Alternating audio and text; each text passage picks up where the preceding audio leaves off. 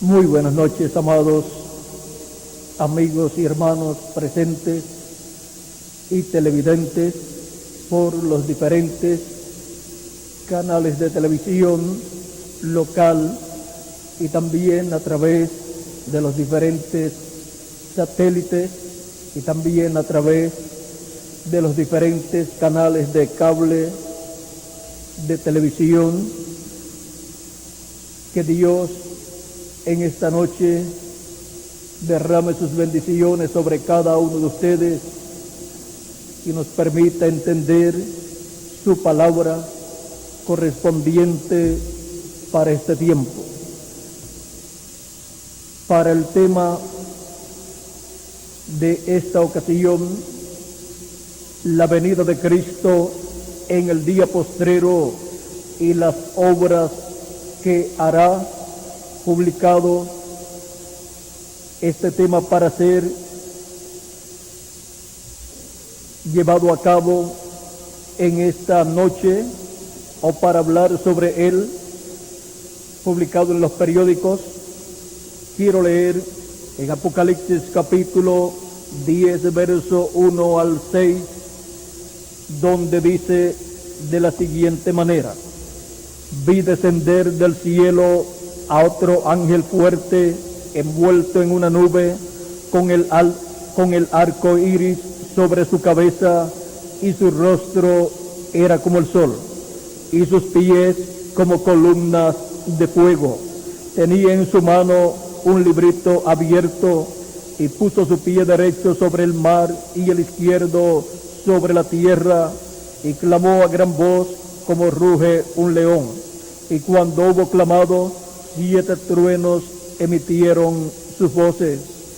Cuando los 7 truenos hubieron emitido sus voces, yo iba a escribir, pero oí una voz del cielo que me decía: sella las cosas que los 7 truenos han dicho y no las escribas. Y el ángel que vi en pie sobre el mar y sobre la tierra levantó su mano al cielo y juró por el que vive por los siglos de los siglos, que creó el cielo y las cosas que están en él, y la tierra y las cosas que están en ella, y el mar y las cosas que están en él, que el tiempo no sería más.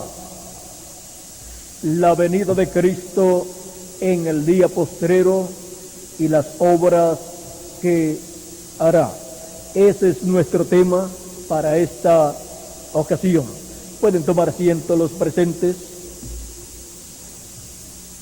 La segunda venida de Cristo es el evento más grande, más importante que la raza humana ha estado esperando por 2000 años. Ahora, si fue importante la primera venida de Cristo para la raza humana, también lo será su segunda venida.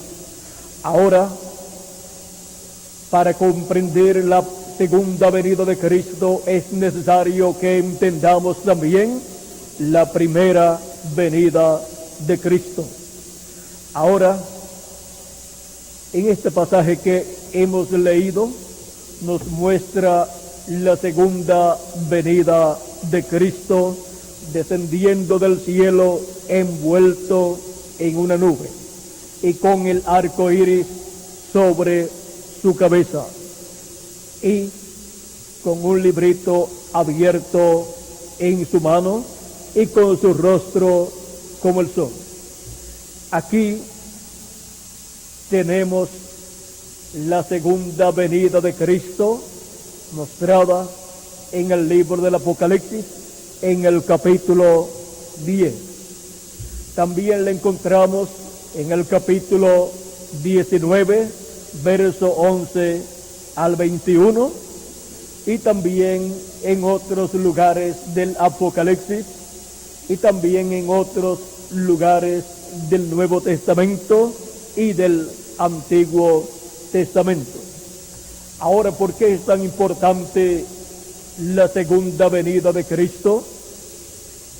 Porque en la tierra hay un pueblo llamado la Iglesia del Señor Jesucristo, que son los nacidos de nuevo del agua y del Espíritu, que por 2000 años han estado esperando la segunda venida de Cristo. Porque en la segunda venida de Cristo se llevará a cabo el recogimiento de los escogidos y también se llevará a cabo la resurrección de los muertos en Cristo y la transformación de los que estamos vivos conforme a las Escrituras. Ahora, el profeta Malaquías nos habló de la venida de Cristo, tanto de la primera venida como también de su segunda venida.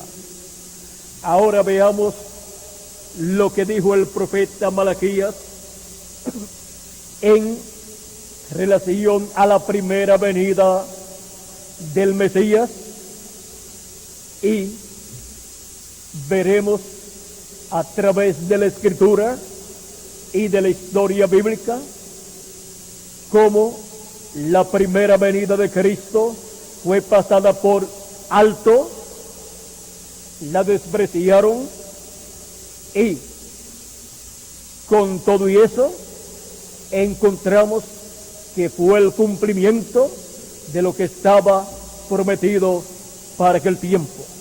Ahora,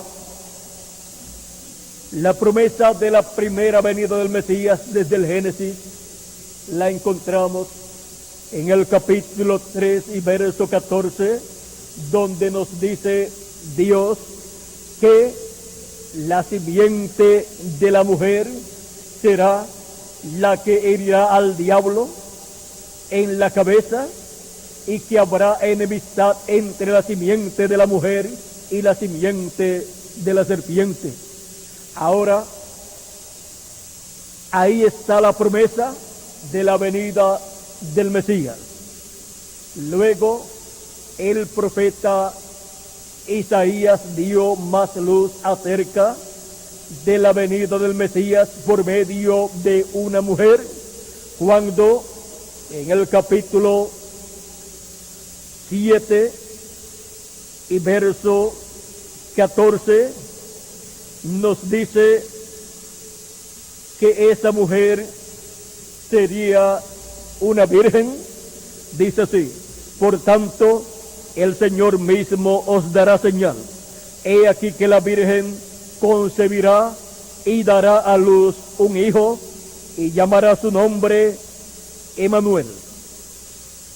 Emmanuel significa Dios con nosotros. Ahora veamos la promesa de Dios por medio del profeta Malaquías en el capítulo 3, donde dice: he aquí yo envío mi mensajero, el cual preparará el camino delante de mí, y vendrá súbitamente a su templo el Señor, a quien vosotros buscáis, y el ángel del pacto, a quien deseáis vosotros. He aquí viene, ha dicho Jehová de los ejércitos, ¿y quién podrá soportar su venida? Ahora, aquí podemos ver que para la primera venida del Mesías, Dios también enviaría un profeta que le estaría preparando el camino, estaría preparando al pueblo, anunciándole al pueblo que el Mesías vendría en ese tiempo, y que ese profeta, ese Mesías que vendría, aparecería después de él, o sea, después de su mensajero precursor, el cual le estaba o le estaría preparando el camino. Ahora aquí tenemos un cuadro claro en la profecía bíblica de la primera venida del Mesías, que sobre la tierra aparecerían dos profetas. Uno sería el profeta precursor para preparar el camino al Señor, el cual fue Juan el Bautista, el cual vino en el espíritu y virtud de Elías. El pueblo hebreo estaba esperando al profeta Elías, y cuando vino el profeta Elías para preparar el camino al Señor, se llamaba Juan el Bautista. Jesús dijo de él es aquel Elías que habría de venir. Él es Elías que había de venir, si ustedes lo quieren recibir. Pero ese Elías estaría anunciando que después de él vendría otro, del cual él no era digno de desatar la correa de su calzado. Él les dijo: yo les bautizo con agua, pero el que viene después de mí les bautizará con Espíritu Santo y fuego, porque él es más poderoso que yo. ¿Quién era más poderoso? ¿El precursor o el precursado? El precursado sería más poderoso. Ahora, Juan el Bautista dice: yo no le conocía, pero el que me mandó a bautizar me dijo: sobre aquel que tú veas al Espíritu Santo descender en forma de paloma sobre él, ese es él. Y Juan dice: y yo lo vi. Yo vi al Espíritu Santo descender sobre él. Y le dijo al pueblo: he aquí el Cordero de Dios que quita el pecado del mundo. Ahora, en el Antiguo Testamento el pueblo hebreo usaba corderos y machos cabríos como sacrificios por el pecado, los cuales encontramos que eran aceptados por Dios, y la sangre de esos sacrificios cubría el pecado, en lo que llegaba un cordero perfecto, un sacrificio perfecto que quitaría el pecado. No lo cubriría, sino que lo quitaría. Por cuanto aquellos animalitos que eran sacrificados a Dios por el pecado eran tipo y figura de Cristo, el Cordero de Dios, eran aceptados por Dios. Dios mismo estableció al pueblo hebreo estos sacrificios. Ahora, este Cordero de Dios que vendría para hacer el sacrificio por el pecado, quitaría el pecado del mundo, y no se iban a necesitar más sacrificios de animalitos, los cuales no podían quitar el pecado, sino que solamente lo cubrían, pero eran tipo y figura de Jesucristo. Ahora, este Mesías que vendría como el Cordero de Dios, encontramos que fue prometido por medio del profeta Malaquías como el Señor, el ángel del pacto. ¿Y quién es el ángel del pacto? Es el mismo ángel de Jehová que le apareció a Moisés allá en el desierto, en el monte Sinaí, y le dijo: yo soy el Dios de tu padre, el Dios de Abraham, y el Dios de Abraham, y el Dios de Isaac, y el Dios de Jacob. Este ángel del pacto que envió a Moisés para la liberación del pueblo hebreo, al cual Moisés le preguntó por su nombre, y él le dio por nombre 4 letras, 4 consonantes, y al traducirlo le han colocado como el yo soy, y también lo han interpretado como Yahvé, Yahweh o Jehová. Ahora, este ángel de Jehová también aparece aquí mencionado en Éxodo capítulo 23, verso 20 al 23, del cual dice así: he aquí yo envío mi ángel delante de ti, para que te guarde en el camino y te introduzca en el lugar que yo he preparado. Guárdate delante de él y oye su voz. No le seas rebelde, porque él no perdonará vuestra rebelión, porque mi nombre está en él. El nombre eterno de Dios está en este ángel de Jehová. Pero si en verdad oyeres su voz e hicieres todo lo que yo te dijere, seré enemigo de tus enemigos y afligiré a los que te afligieren, porque mi ángel irá delante de ti. Ahora, ese es el ángel del pacto, el ángel de Jehová, el cual libertó al pueblo hebreo, el cual es el Dios de Abraham, de Isaac y de Jacob, el cual está prometido por el profeta Malaquías en el capítulo 3 para venir, al cual el profeta Juan el Bautista le preparó el camino. Ahora, en San Juan capítulo 1, verso 1 en adelante, nos dice así: en el principio era el Verbo, y el Verbo era con Dios, y el Verbo era Dios. Este era en el principio con Dios. Todas las cosas por él fueron hechas, y sin él nada de lo que ha sido hecho fue hecho.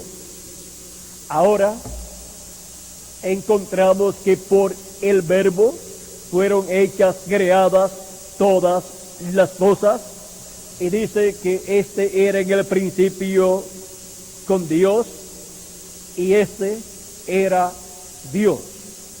¿Cómo podía ser en el principio con Dios y ser Dios a la misma vez?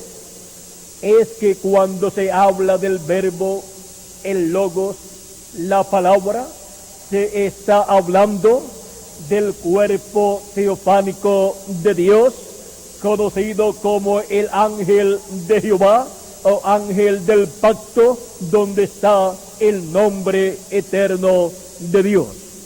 Por esa causa, siempre que Dios le aparecía a su pueblo allá en el Antiguo Testamento y a sus diferentes profetas, se aparecía como el ángel de Jehová, porque el ángel de Jehová es el mismo Jehová, es el mismo Dios, vestido de un cuerpo teofánico, llamado el Verbo, llamado el Logos, que salió de Dios, y ese cuerpo teofánico o ángel de Jehová es un hombre de la sexta dimensión, un cuerpo de la sexta dimensión, un varón de la sexta dimensión, donde ha morado Dios y desde donde Dios llevó a cabo toda la creación.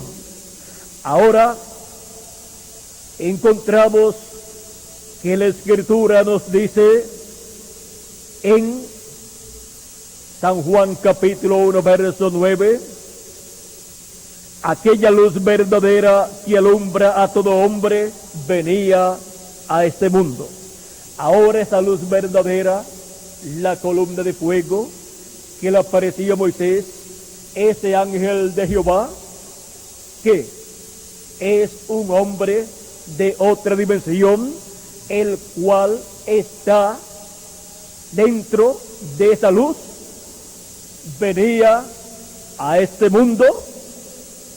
En el mundo estaba y el mundo fue hecho por él, pero el mundo no le conoció.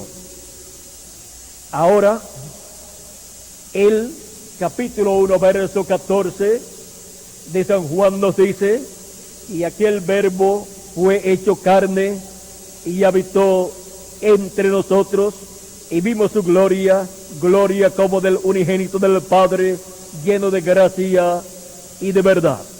Aquel verbo, el Logos, que salió de Dios, el cuerpo teofánico de Dios, se hizo carne acá entre los seres humanos y fue conocido por el nombre de Jesús de Nazaret. Ese es el ángel del pacto, vestido de carne humana, como había sido prometido que vendría el ángel del pacto, el ángel de Jehová, el Señor Dios Todopoderoso del cielo y de la tierra. Ahora vean ustedes quién era nuestro amado Señor Jesucristo. Era Emmanuel, que traducido es Dios con nosotros. Dios encarnado, Dios hecho hombre entre los seres humanos. El ángel de Jehová, el ángel del pacto, o sea, Dios con su cuerpo teofánico, habitó en aquel cuerpo de carne llamado Jesús de Nazaret. Por eso es que cuando el discípulo de Jesús, Felipe, le dice a Jesús: Señor, muéstranos al Padre y nos basta, Jesús le dice: tanto tiempo hace que estoy con vosotros, Felipe, y todavía no me has conocido. ¿No sabes que yo estoy en el Padre y el Padre es en mí? Y el que me ha visto a mí, ha visto al Padre. ¿Cómo pues dices tú, muéstranos al Padre y nos basta? Ahora, aquí podemos ver que nuestro amado Señor Jesucristo era nada menos que el ángel de Jehová, el ángel del pacto, que es el mismo Dios con su cuerpo teofánico, encarnado entre los seres humanos. Por eso, Él pudo llevar a cabo la obra de redención con ese cuerpo que Él tuvo aquí en la tierra, el cual vino por creación divina en el vientre de María. Pues Dios creó allí esa célula de vida, la cual se multiplicó y formó el cuerpo de Jesús de Nazaret.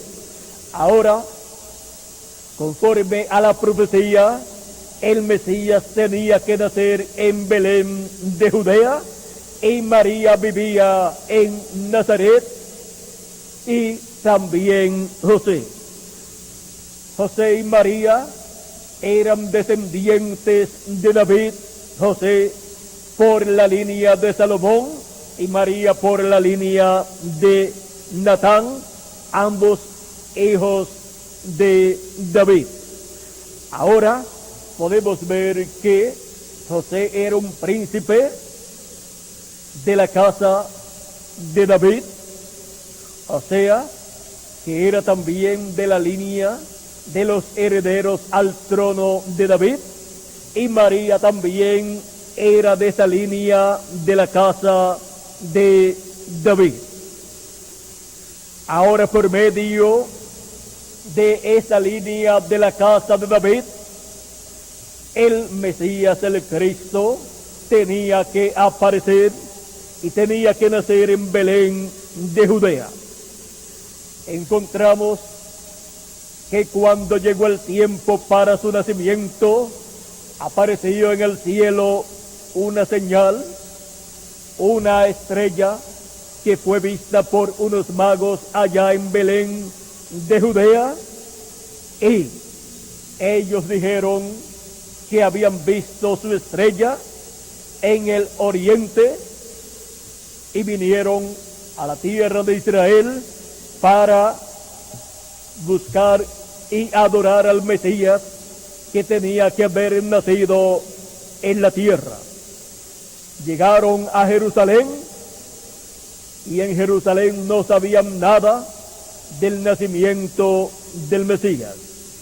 María y José habían viajado hacia Belén de Judea a causa del censo que se estaba llevando a cabo en esos días, y el niño Jesús nació en Belén de Judea. No hubo lugar para José y María en el mesón, o sea, en el hotel o casa de huésped, y allí en el mesón, en el hotel o los hoteles de aquel tiempo allá en Belén de Judea, no hubo lugar. Por lo tanto, José y María quedaron en un lugar donde hubo animales, y allí en medio de animales nació Jesús. En medio de ovejas y otros animales nació el Hijo de Dios.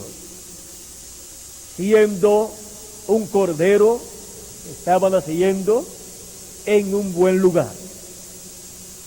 Así es que era el Cordero de Dios naciendo en medio de ovejas y corderos que estaban allá en ese lugar, en ese pesebre, en ese lugar donde quedaban los animales.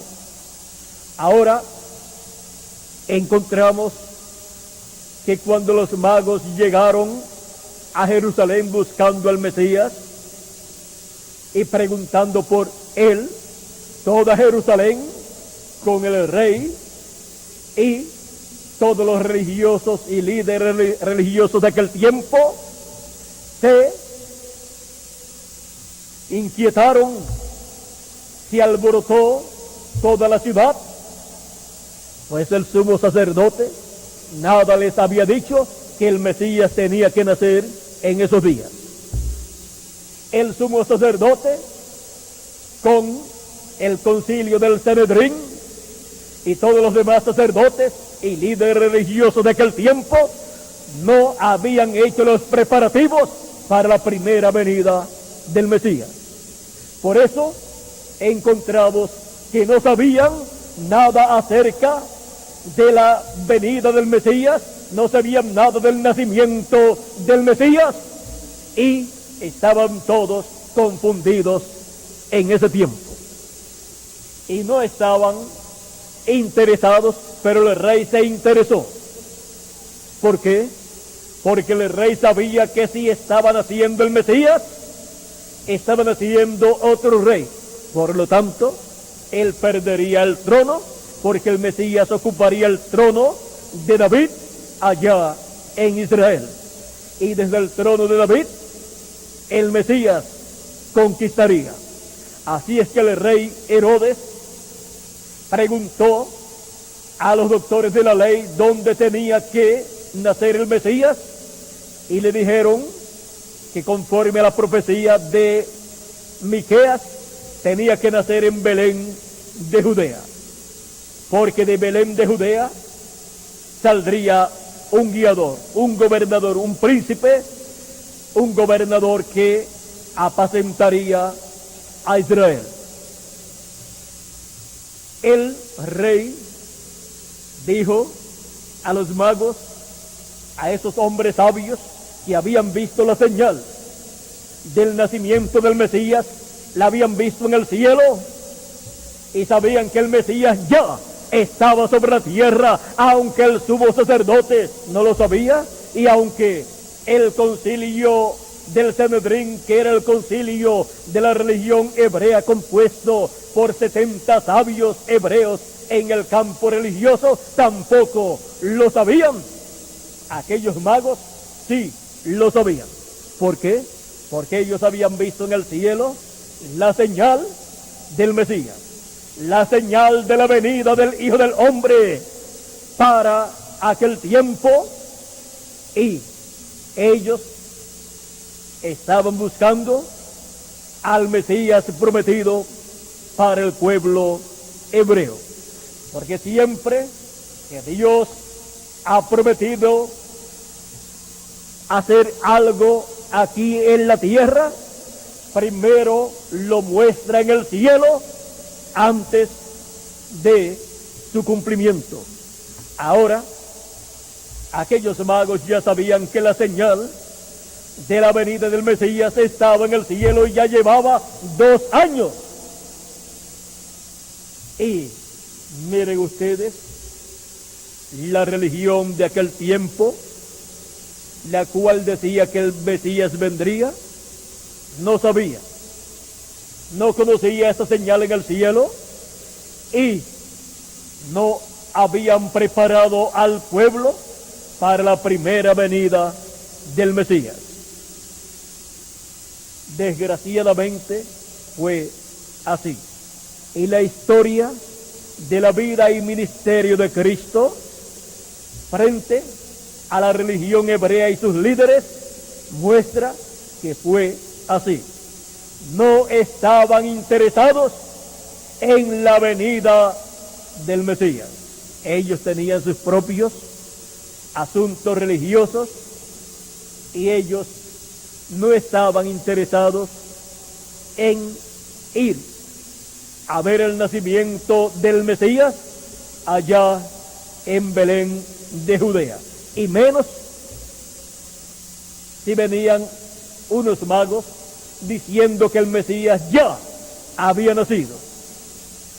Todos los grandes líderes religiosos de aquel tiempo pensaban, si el Mesías viene, el primero que va a saber que el Mesías ha llegado o ha nacido es nuestro sumo sacerdote, nuestro sumo pontífice, y él fue el menos que supo que el Mesías había llegado. Y miren ustedes, aún con las noticias de que el Mesías ya había nacido, encontramos que fueron los magos a Belén de Judea y encontraron luego al niño ya no en el pesebre sino en la casa, porque ya habían transcurrido aproximadamente 2000 años, y no dice la historia que el sumo sacerdote y el concilio del Sanedrín estaban allá en Belén de Judea dándole la bienvenida al Mesías. Ahora encontramos que allí estaba el Mesías y la religión hebrea no lo sabía. Los mismos que estaban esperando la venida del Mesías. Ahora,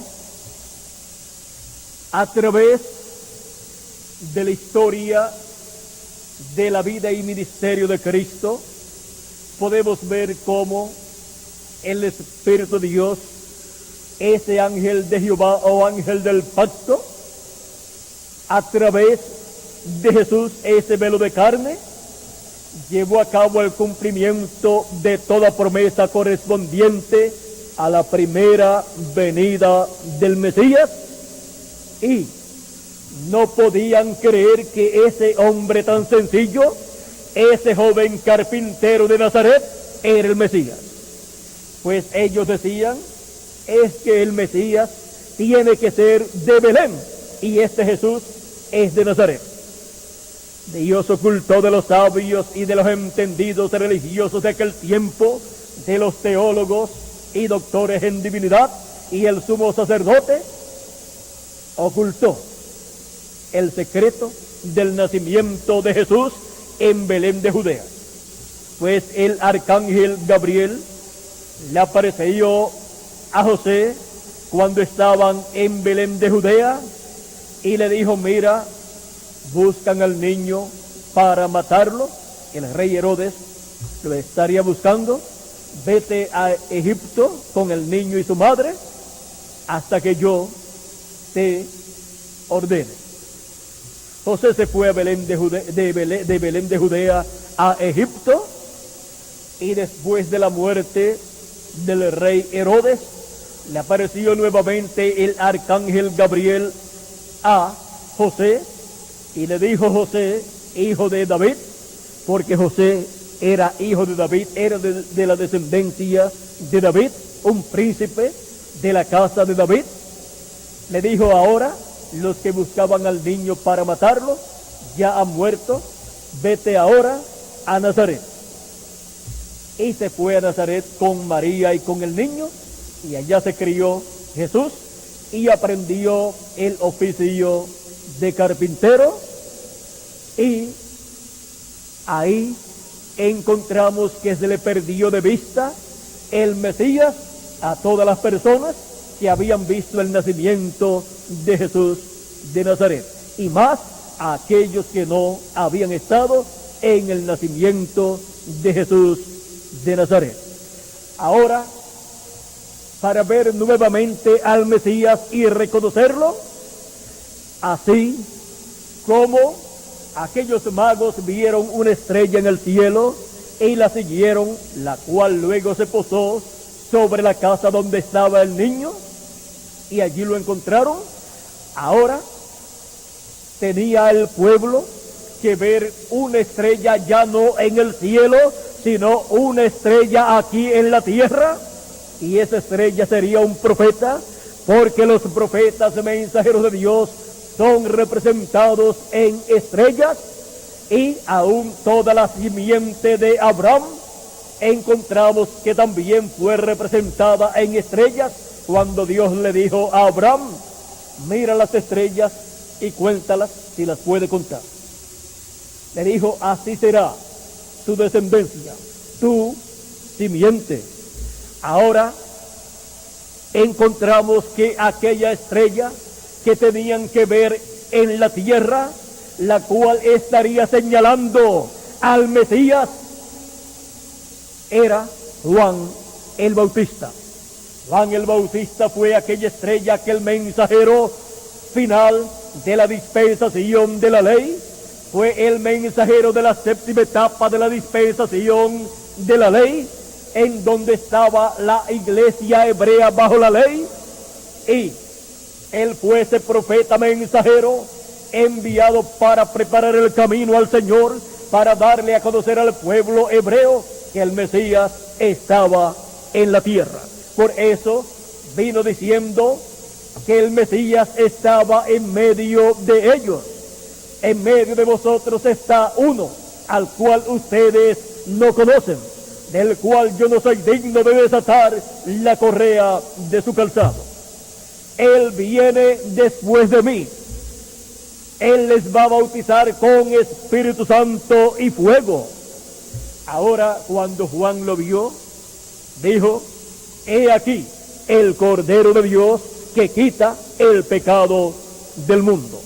Allí aquella estrella, Juan el Bautista, de la cual dijo Jesús: él era antorcha que ardía, y ustedes quisieron caminar a su luz, mas yo tengo mayor testimonio que Juan.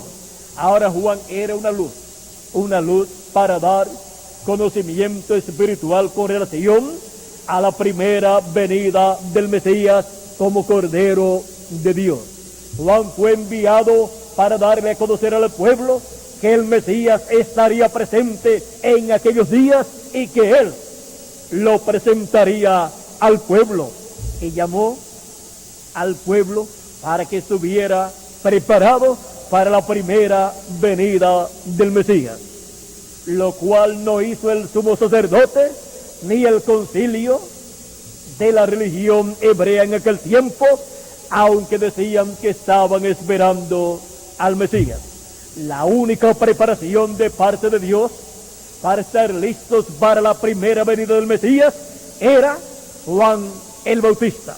Era recibir a Juan el Bautista como el profeta Elías enviado para preparar el camino al Señor. Con el mensaje de Juan el Bautista, las personas estaban siendo preparadas para la primera venida del Mesías. No hubo religiones que estuvieran preparando al pueblo para la primera venida del Mesías, sino Juan el Bautista, el cual no era muy bien aceptado por la religión hebrea, pues Juan el Bautista predicaba tan claro que decía: ¿quién les enseñó a ustedes a huir del fuego del infierno? Y también les decía: serpientes, generación de víboras. Todas estas cosas hablaba Juan el Bautista cuando venían a él aquellos líderes religiosos de aquel tiempo.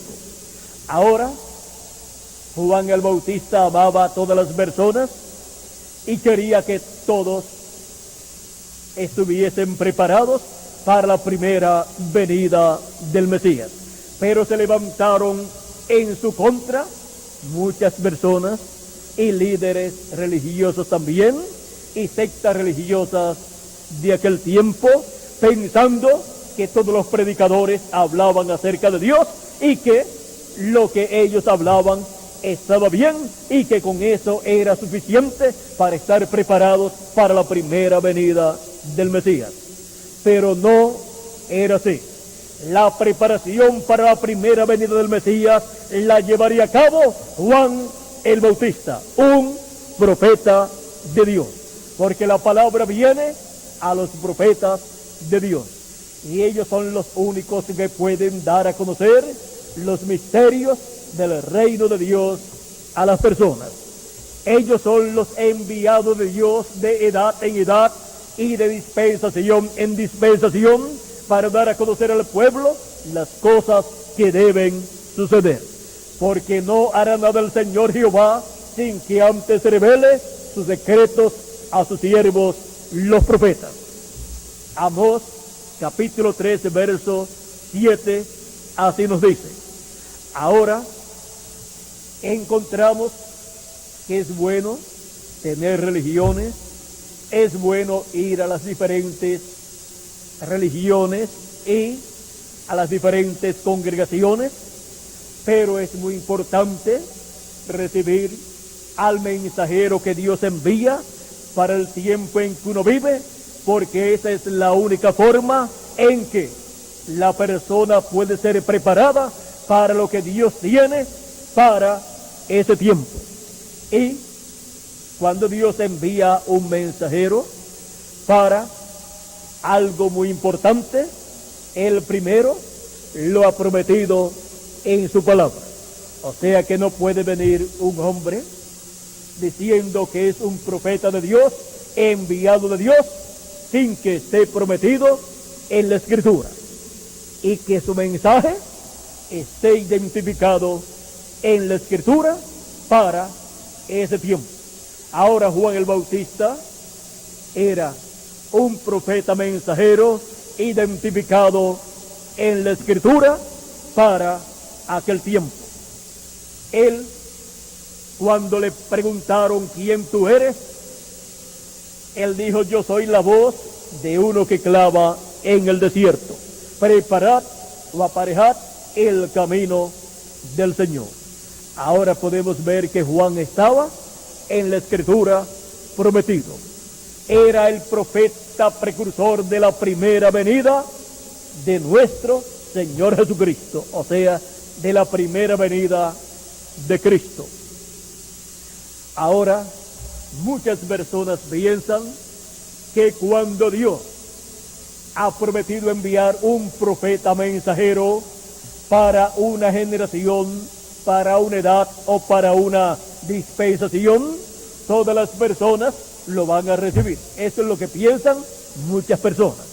También piensan que todas las religiones lo van a recibir. Pero conforme a la historia bíblica, no es así.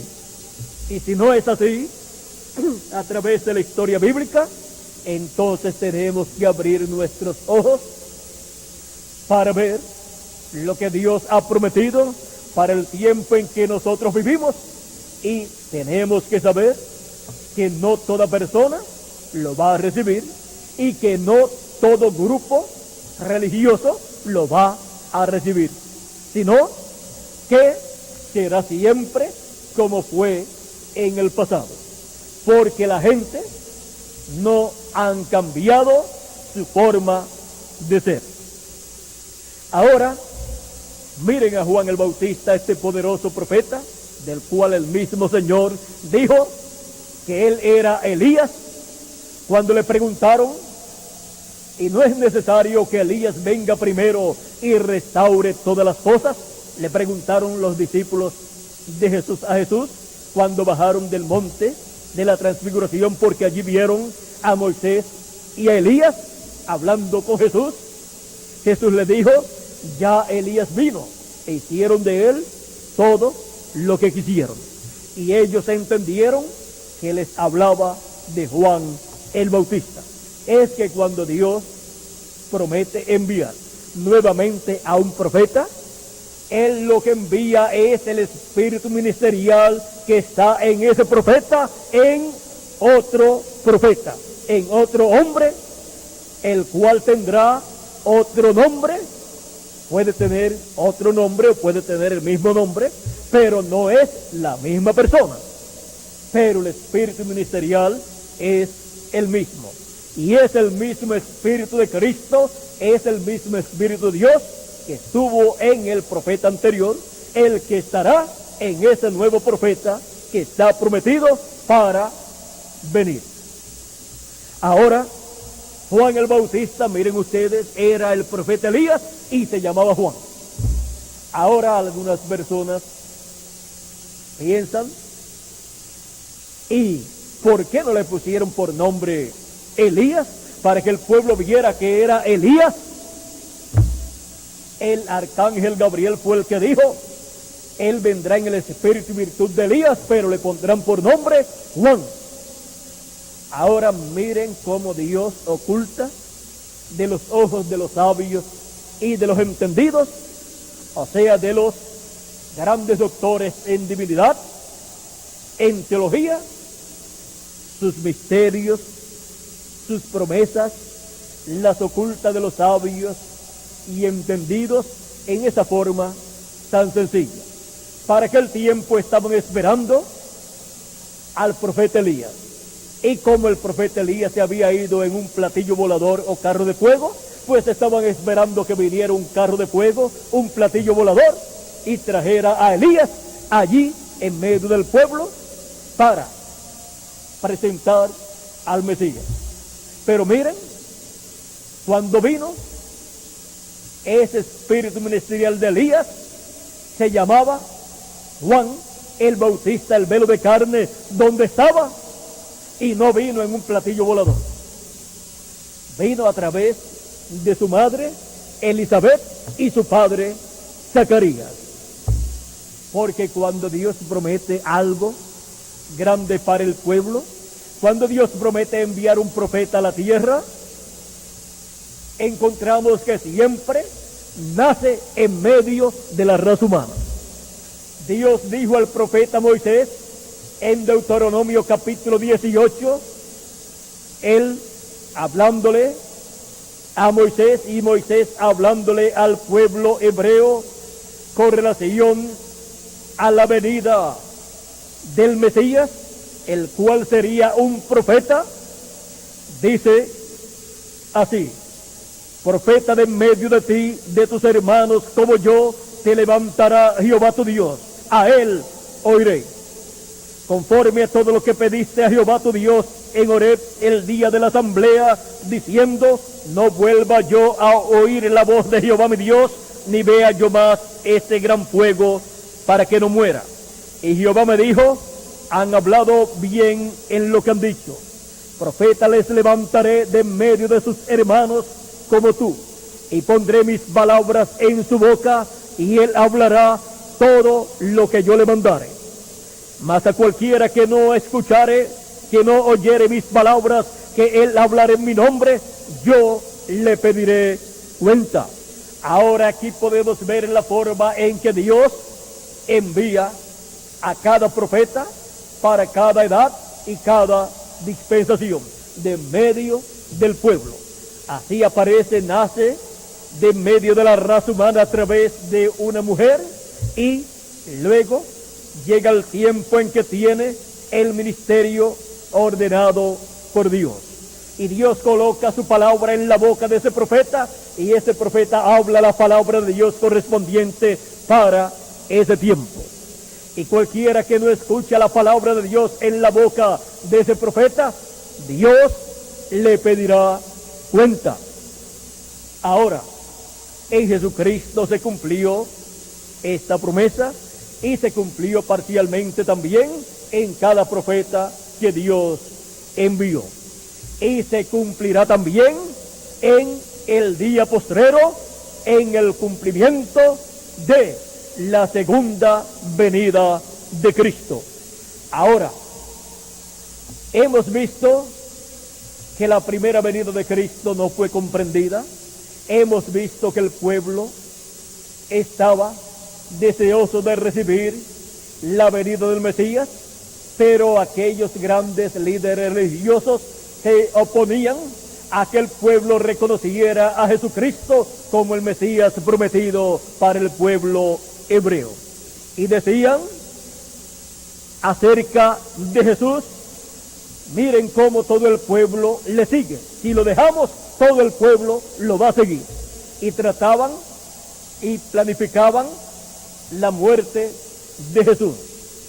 Y pensaron también matar a Lázaro, porque con la resurrección de Lázaro, al verlo resucitado, muchas personas estaban abandonando la fe hebrea, como diríamos, o sea, estaban dejando al sumo sacerdote y a los sacerdotes de aquel tiempo, estaban dejando las sinagogas y estaban siguiendo a Jesús.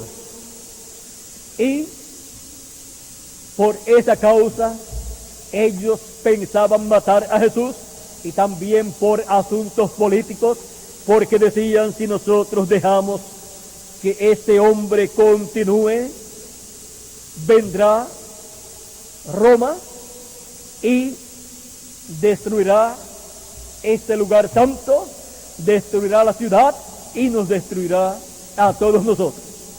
Y pensaron matar a Jesús. Ahora ellos decían: mejor es que un hombre muera. El sumo sacerdote Caifás, miren, pensando en la muerte del Mesías, de ese profeta de Dios, de ese hombre de Dios, pensando en su muerte, viendo cómo matar a Jesús. Y era un líder religioso, el máximo líder religioso, y pensando en matar a un hombre que estaba predicando la palabra de Dios para aquel tiempo. Ahora, el sumo sacerdote Caifás, que era el sacerdote de aquel año, o sumo pontífice de aquel año, dijo: es conveniente que un hombre muera por el pueblo y no que todo el pueblo muera. Hablando acerca de la muerte de Jesús. Y ahí estaba profetizando de la muerte de Jesucristo. Ahora es inconcebible pensar que un líder religioso como lo era Caifás, el máximo líder religioso, el sumo pontífice de la religión hebrea, y también el Sanedrín, esos 70 hombres sabios en asuntos religiosos, ese concilio del Sanedrín, esos grandes líderes religiosos, es inconcebible que estuvieran pensando en matar a un hombre, a Jesús de Nazaret, porque Jesús no estaba de acuerdo con ellos y ellos no estaban de acuerdo con Jesús. Y ellos querían matar a Jesús. Desgraciadamente, también en la ciudad de Jesús, Nazaret, donde se había criado, cuando Jesús se presentó como el ungido de Dios, con el Espíritu de Dios, el Cristo, que significa el ungido, se levantaron todos allí, lo echaron fuera de la sinagoga y lo llevaron a un despeñadero para despeñarlo y matarlo. La gente de su propia ciudad. Y todos estaban esperando la venida del Mesías. Pero no estaban esperando la venida del Mesías en la forma en que vino el Mesías. Porque para esperar la venida del Mesías en la forma en que vino, tenían que esperarlo primero recibiendo a Juan el Bautista como el profeta que le estaría preparando el camino al Señor. Y si rechazaron a Juan el Bautista, miren ustedes, luego rechazaron también a Jesús de Nazaret. Ahora esto es algo muy triste para el pueblo hebreo. La Escritura nos dice que el pueblo hebreo fue cegado por Dios. Y es muy triste cuando Dios ciega a su pueblo, por más sabiduría humana que tenga y por más personas inteligentes, doctores en divinidad, en teología que tenga, no pueden ver el cumplimiento de lo que Dios prometió. No pudieron ver el cumplimiento de la primera venida de Cristo los que lo estaban esperando allá 2000 años atrás. Pero hubo también aquellos que lo pudieron ver. Y Jesús dijo de ellos: bienaventurados vuestros ojos porque ven y vuestros oídos porque oyen, porque muchos de los profetas y de los justos desearon ver lo que veis y no lo vieron, y oír lo que oís y no lo oyeron. ¿Qué estaban viendo ellos y oyendo ellos? Ellos estaban viendo la primera venida del Mesías y estaban escuchando al Mesías en su primera venida, predicando el año de la buena voluntad de Jehová. Ahora eran bienaventuradas aquellas personas que lo habían recibido, lo habían reconocido y lo habían recibido como el Mesías, el Cristo en su primera venida. Ahora encontramos que siempre habrá un grupo que lo rechazará y habrá otro que lo recibirá. Jesucristo, hablando a sus discípulos en una ocasión ciertas cosas, luego los discípulos le preguntan: Señor, ¿por qué les hablas por parábolas a ellos y a nosotros no? Cristo dice en San Mateo capítulo 13 verso 11: porque a vosotros es concedido conocer los misterios del reino de los cielos, mas a ellos no es concedido, no es dado. Ahora a unos es concedido conocer los misterios del reino de los cielos que se están llevando a cabo en la tierra, y a otros no es concedido conocer esos misterios.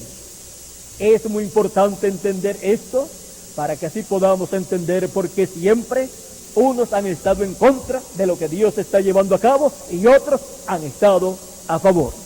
Es porque a unos no les es concedido entender, conocer estas cosas, y a otros sí les es concedido. Así ha sido siempre y así será en la venida de Cristo en el día postrero. Ahora, Cristo estuvo haciendo las obras de Dios prometidas para aquel tiempo. Cristo Jesús estuvo cumpliendo las obras que el Mesías haría en su primera venida. Y lo reconocieron aquellos discípulos que seguían su ministerio, de los cuales Cristo dijo al Padre: Padre, Señor del cielo y de la tierra. Vamos a leerlo para que así tengamos un cuadro claro.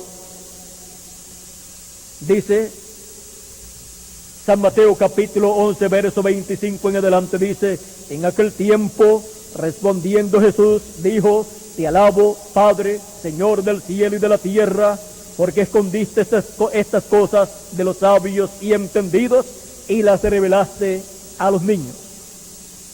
Los niños eran los discípulos del Señor Jesucristo, porque ellos no habían estudiado teología y habían entendido que Jesús era el Mesías, el Rey de Israel. Y los sabios y entendidos, que eran el sumo sacerdote y los grandes teólogos de aquel tiempo, no entendían y no creían que Jesús era el Mesías, el Rey de Israel. Ahora Jesús sigue diciendo: sí, Padre, porque así te agradó. Todas las cosas me fueron entregadas por mi Padre, y nadie conoce al Hijo sino el Padre, ni el Padre conoce a alguno sino el Hijo, y aquel a quien el Hijo lo quiera revelar.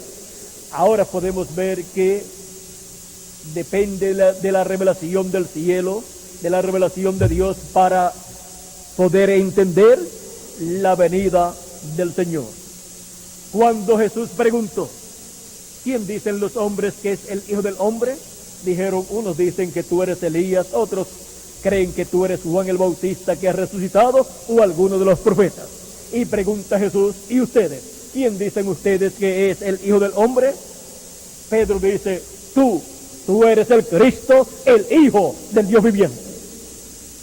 Jesús dice: bienaventurado eres Simón, hijo de Jonás, porque no te lo reveló carne ni sangre, sino mi Padre que está en el cielo.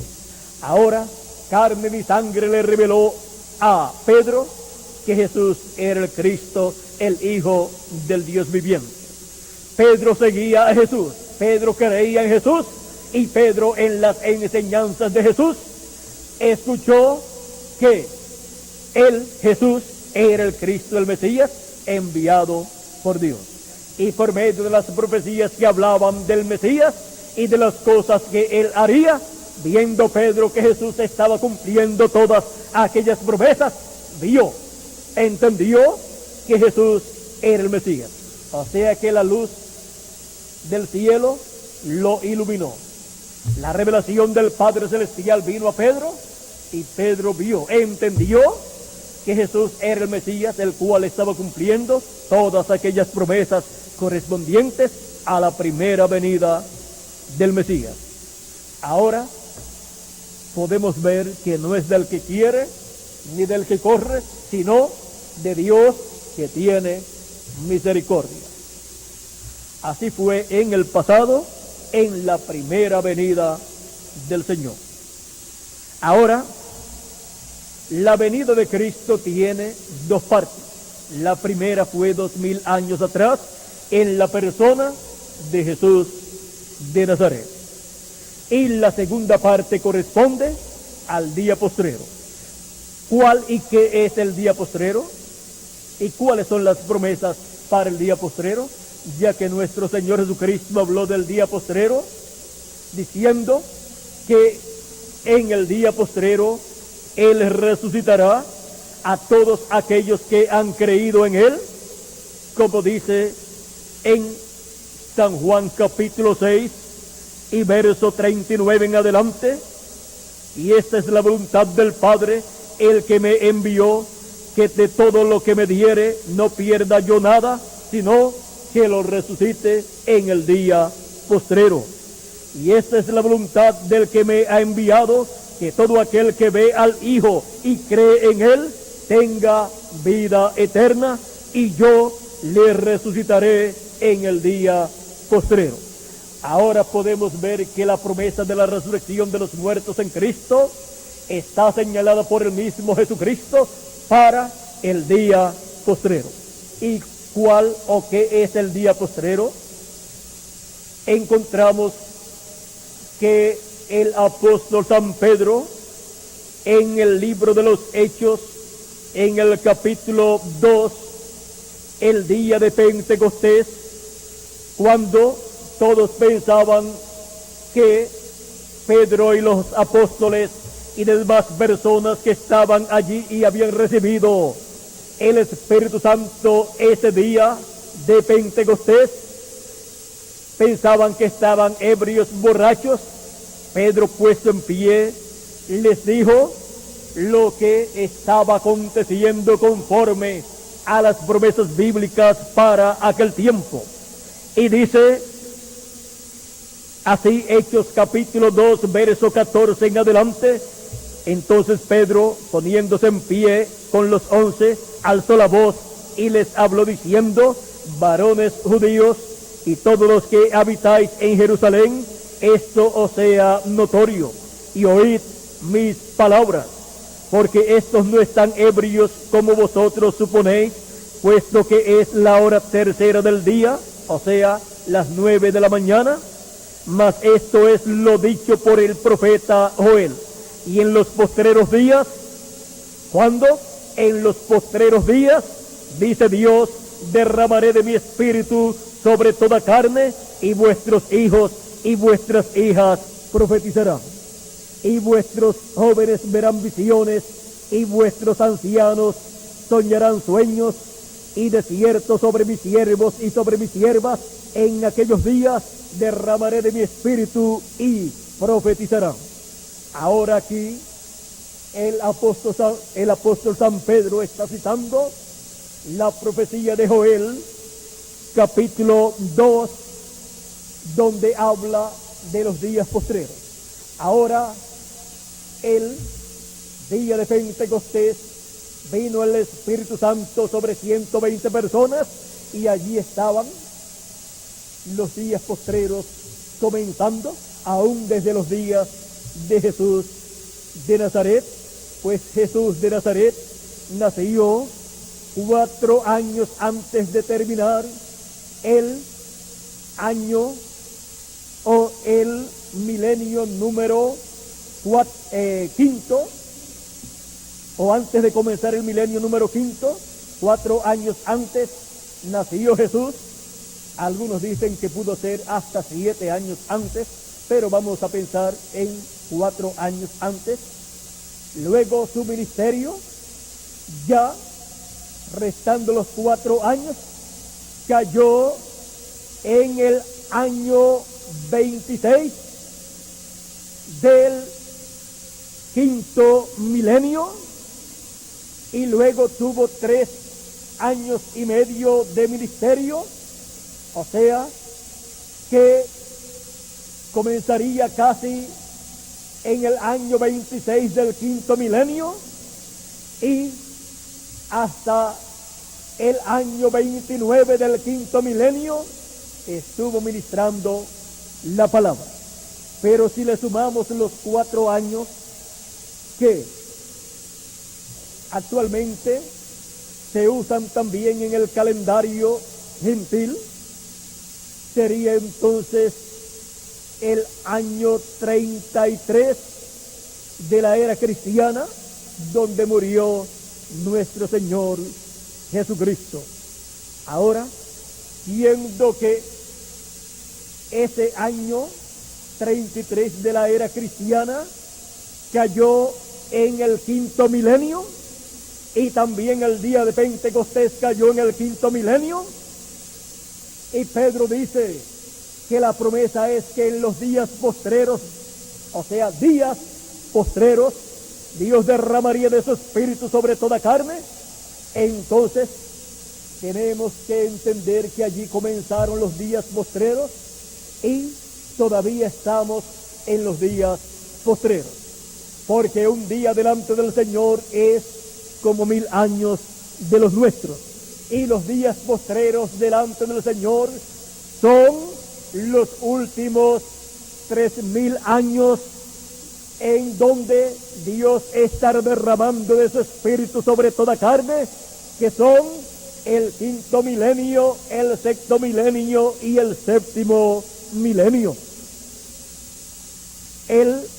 los días postreros de la semana nuestra son jueves, viernes y sábado, y de los 3 días postreros, el día postrero, el último día es el séptimo día, o sea, el sábado, y de los días delante de Dios, de los días postreros delante de Dios, equivalentes a 3000 años, el último milenio es el séptimo milenio, el cual es el día postrero en donde Cristo ha prometido que llevará a cabo la resurrección de todos los muertos en Cristo. Y para eso es que se requiere la venida de Cristo en el día postrero, pues el mismo Señor descenderá del cielo con aclamación, voz de arcángel y trompeta de Dios, y los muertos en Cristo resucitarán primero. Resucitarán primero los muertos en Cristo, ¿cuándo? El día postrero. ¿Para cuándo entonces está señalada la venida de Cristo? Para el día postrero. Ese es el día del Señor de Apocalipsis capítulo 1 verso 10, donde nos dice Dios: y oí. Vamos a ver Apocalipsis capítulo 1 verso 10. Dice Juan: yo estaba en el Espíritu en el día del Señor. ¿En qué día? En el día del Señor. Para el pueblo hebreo, Dios le estableció el sábado como día de descanso, y también era llamado el día del Señor. Y por cuanto el sábado representa el séptimo milenio, el día del Señor como milenio es el séptimo milenio. Ahora Juan había sido transportado por las diferentes etapas, por los diferentes tiempos. Ahora aquí se encuentra en el día del Señor, en el séptimo milenio, y dice: y oí detrás de mí una gran voz como de trompeta. En el séptimo milenio, en el día del Señor, es que se escucha la gran voz de trompeta, o la trompeta final, de la cual nos habla el mismo Señor Jesucristo en San Mateo capítulo 24 y verso 30 al 31, donde nos dice así: enviará sus ángeles con gran voz de trompeta y juntarán a sus escogidos. Ahora aquí encontramos que los escogidos de Dios de medio de los gentiles, que es la iglesia del Señor Jesucristo, y luego los escogidos del pueblo hebreo, que son 144,000, 12,000 de cada tribu, tienen una promesa grande. Tienen la promesa del llamado y recogimiento de parte de Dios por medio del ministerio de los ángeles del Señor Jesucristo, con la gran voz de trompeta. Ahora, ¿qué es la gran voz de trompeta? En Apocalipsis capítulo 1 verso 10 al 11 encontramos que esa gran voz de trompeta era la voz de Jesucristo en el día postrero. Era la voz del Alfa y Omega, del primero y el último, y ese es nuestro amado Señor Jesucristo. Ahora, para el día postrero, la voz de Jesucristo será escuchada como una gran voz de trompeta, y este será el mensaje final de Jesucristo para su iglesia y después para el pueblo hebreo. Ahora, San Pablo también nos habló de esa trompeta final y nos dice en 1 Corintios capítulo 15 y versos 51 en adelante: he aquí os digo un misterio, no todos dormiremos, o sea, no todos moriremos, pero todos seremos transformados. O sea que viene una transformación para nuestros cuerpos mortales, para ser inmortales. en un momento, en un abrir y cerrar de ojos. A la final trompeta. Nos habla también de una trompeta final, porque se tocará la trompeta. Esa trompeta final es la voz de Cristo en el día postrero. Es el mensaje final de Jesucristo para su iglesia, para ser preparados y transformados en el día postrero, y para los muertos en Cristo recibir su resurrección en un cuerpo eterno. Sigue diciendo San Pablo, y los muertos serán resucitados incorruptibles, y nosotros seremos transformados. Ninguna persona recibirá la transformación sin escuchar primero esa trompeta final, esa trompeta que llama y junta a todos los escogidos de Dios que estarán viviendo en el día postrero aquí en la tierra, a quienes junta a los escogidos de Dios, a los miembros del cuerpo místico de Jesucristo, que son los que han nacido de nuevo del agua y del Espíritu, y así han entrado al cuerpo místico de Jesucristo, que es su iglesia. Ese es el mensaje final para la iglesia del Señor Jesucristo, el mensaje de la trompeta final o gran voz de trompeta. Ese es el mensaje final de Jesucristo por medio de sus ángeles. ¿Y quiénes son sus ángeles? Es una buena pregunta, la cual toda persona se ha hecho. ¿Quiénes son sus ángeles para poder escuchar esa trompeta final o gran voz de trompeta por medio de esos ángeles del Señor Jesucristo en el día postrero? Esos ángeles del Señor Jesucristo son aquellos de los cuales el mismo Señor Jesucristo nos dijo en San Mateo capítulo 16 y verso 27 y 28, porque el Hijo del Hombre vendrá en la gloria de su Padre con sus ángeles, y entonces pagará a cada uno conforme a sus obras. Aquí podemos ver que la venida del Hijo del Hombre, la venida de Cristo, es con sus ángeles. Ahora, esos son los ángeles que son enviados con la gran voz de trompeta, o sea, con el mensaje final del Señor Jesucristo. En el monte de la transfiguración del Señor, allí mostró a todos el orden de la venida del reino de Dios en el día postrero.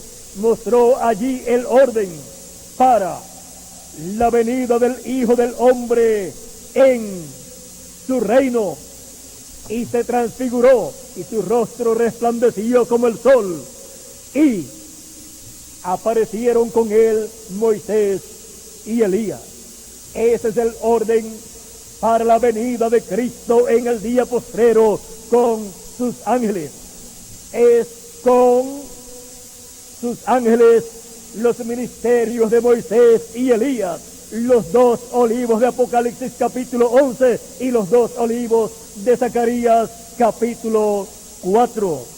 Estos ministerios son los ministerios que llaman y juntan a los escogidos de Dios de medio de los gentiles primeramente y después en medio del pueblo hebreo. Y por esa causa es que en Apocalipsis capítulo 7 y verso 2 aparece este ángel que sube del nacimiento del sol con el sello del Dios vivo. ¿Cuál es el sello del Dios vivo? El Espíritu Santo.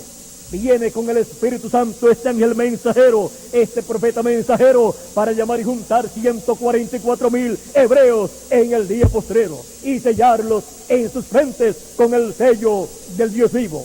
Viene este ángel mensajero con el ministerio de Moisés y de Elías, y viene predicando el mensaje de la trompeta final o gran voz de trompeta, que es el mensaje del evangelio del reino, para llamar y juntar a todos los escogidos del pueblo hebreo, luego que haya terminado su labor en medio de los gentiles, en donde llama y junta a los escogidos entre los gentiles y los prepara para su transformación en este tiempo final.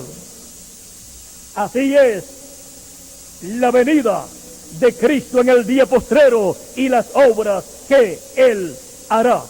Será por medio del ministerio de Moisés y Elías en su ángel mensajero, del cual dice: yo Jesús he enviado mi ángel para dar testimonio de estas cosas en las iglesias. Ese es el ángel del Señor Jesucristo con la trompeta final, o gran voz de trompeta, de Apocalipsis capítulo 22, verso 16, y Apocalipsis capítulo 22 y verso 6. Este es el ángel con el sello del Dios vivo en el día postrero, y con el ministerio de Moisés y Elías, y con el mensaje de la gran voz de trompeta, y con el Espíritu Santo, con Cristo dentro de él, con el ángel del pacto en él, llevando a cabo el ministerio final en el día postrero, en la venida de Cristo en el día postrero, y las obras que Él estará llevando a cabo. Cristo estará usando a su ángel mensajero en el día postrero, y así estaremos viviendo en días como los de Juan el Bautista y como los días de Jesús de Nazaret. Este es el tiempo de despertar a la realidad de que estamos viviendo en el tiempo de la venida de Cristo en el día postrero, y es tiempo de ver las obras que Él hará en este tiempo final, porque no hará otra cosa sino lo que Él ha prometido hacer: la venida de Cristo en el día postrero y las obras que hará. Hemos visto en este tema este misterio que estaba oculto para los seres humanos, pero que en este día postrero ha sido abierto. Espero que Dios les ayude a todos, amigos y hermanos presentes y televidentes, para entender este misterio del reino de los cielos, del reino de Dios. Ha sido para mí un privilegio estar con ustedes en esta noche, dándoles a conocer este misterio del reino de Dios. Muchas gracias por vuestra amable atención, amigos y hermanos presentes y televidentes, y que Dios les bendiga grandemente y les ayude para que puedan entender este misterio tan grande del día postrero. Dejo con nosotros nuevamente al señor Julio Cruz López para continuar y finalizar en esta noche esta parte y esta actividad. Muchas gracias y buenas noches a todos.